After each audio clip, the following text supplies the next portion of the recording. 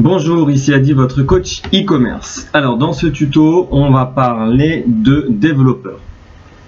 Un développeur, c'est quoi? Un développeur, c'est donc une personne qui a un cursus scolaire, professionnel, pour développer dans l'informatique via un langage qui est propre à son expertise.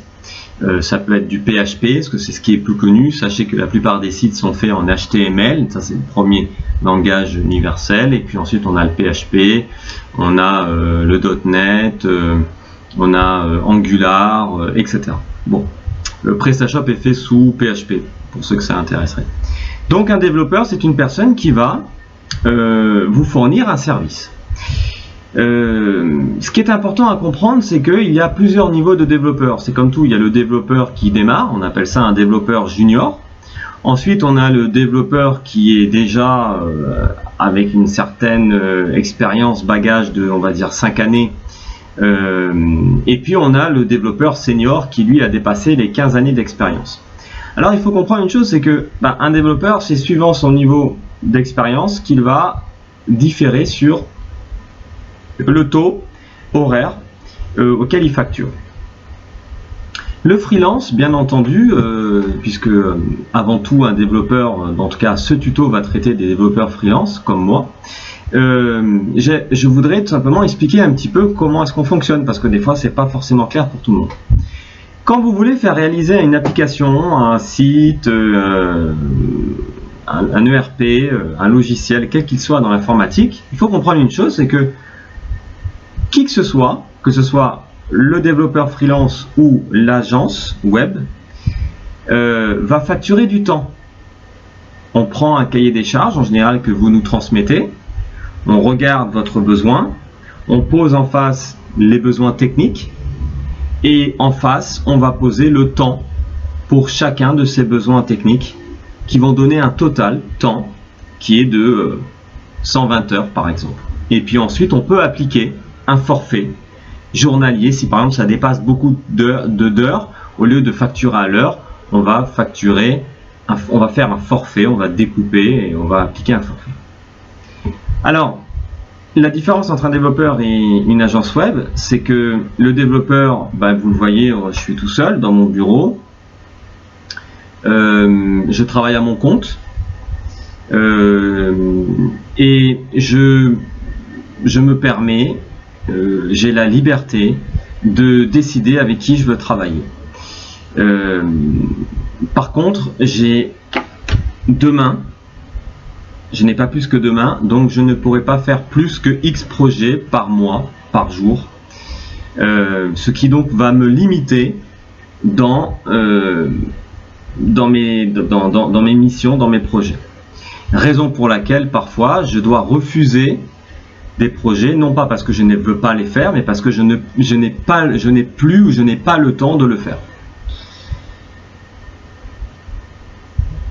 La deuxième chose que vous devez savoir pour le freelance, c'est que forcément, nous n'avons pas des grands bureaux avec des charges énormes à payer.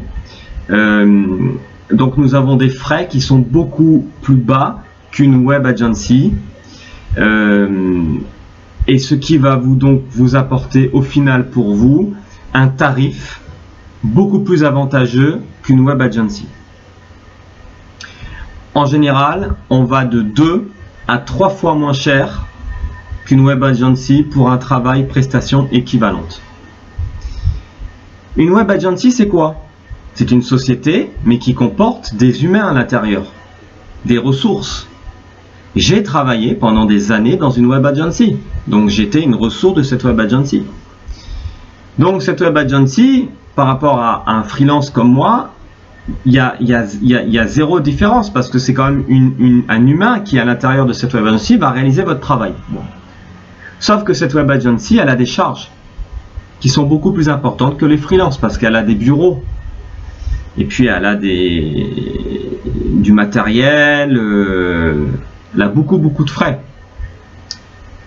Donc la web agency va forcément facturer plus cher.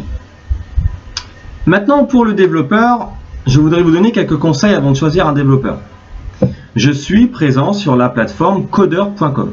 Coder.com, c'est quoi? C'est une marketplace, c'est une place de marché sur lequel tous les développeurs de la planète peuvent venir s'inscrire pour enregistrer leur candidature avec leur expertise. Donc sur coder.com, vous trouvez des développeurs, des intégrateurs, des référenceurs, des marketeurs, des graphistes, des designers, des rédacteurs, et j'en passe, et j'en passe, et j'en passe.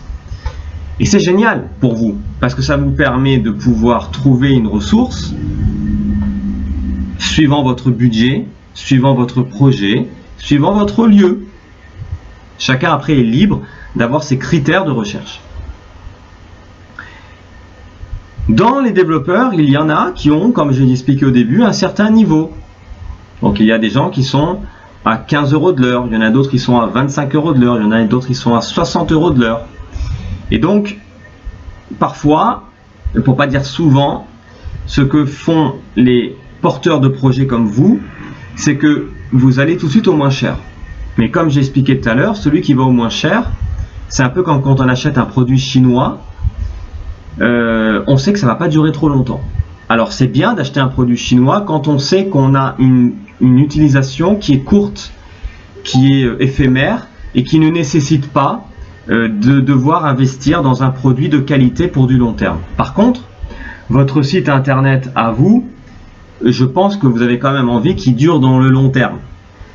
Et donc vous ne pouvez pas trop vous permettre de prendre une personne qui serait soit incompétente, soit pas suffisamment compétente pour réaliser une prestation qui pour vous est très importante parce que c'est votre boutique en ligne, c'est votre business, c'est ce qui vous rapporte des sous tous les jours.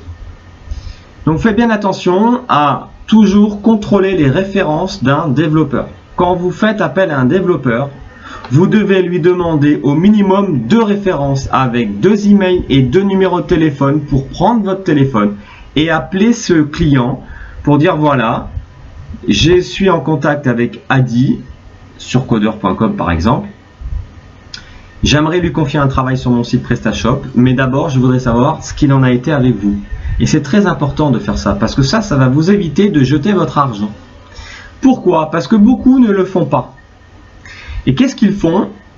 Ils prennent des gens qui leur paraissent, parce qu'aujourd'hui on est beaucoup dans le paraître, les gens aiment le paraître. Aujourd'hui, si je m'habille bien, ça veut dire que je suis quelqu'un de bien, alors que c'est faux. Mais les gens aiment le paraître. Et aujourd'hui, il y a beaucoup de gens qui vont sur Coder, qui ont l'impression que ce développeur est bon, mais bien souvent parce qu'il est moins cher, hein, c'est pour ça qu'ils le prennent. Et je les revois qui reviennent 2 semaines, 3 semaines après, et qui reviennent sur Coder et qui remettent un projet, qui disent au secours, j'ai fait appel à un développeur il y a 3 semaines, ça fait 5 jours, j'ai plus de nouvelles de lui, on n'a plus rien, le site ne marche plus. Oui, c'est ce qui arrive trop souvent. Donc je vous donne un conseil, c'est de vérifier la réputation de cette personne sur internet. Donc vérifiez toujours, tapez le nom et le prénom de l'associé du développeur sur internet. Fouinez, allez voir sur Facebook, sur Twitter, regardez LinkedIn. Regardez un petit peu la réputation de cette personne-là et demandez-lui des références, contrôlez les évaluations, etc. Et c'est en faisant tout cela que vous allez éviter de perdre de l'argent pour rien. Voilà, j'espère que ce tuto vous aura servi. Et n'hésitez pas à me mettre des petits likes en dessous, ça fait toujours plaisir, des petits cœurs, des merci. Je vous dis à bientôt pour un nouveau tuto. Au revoir.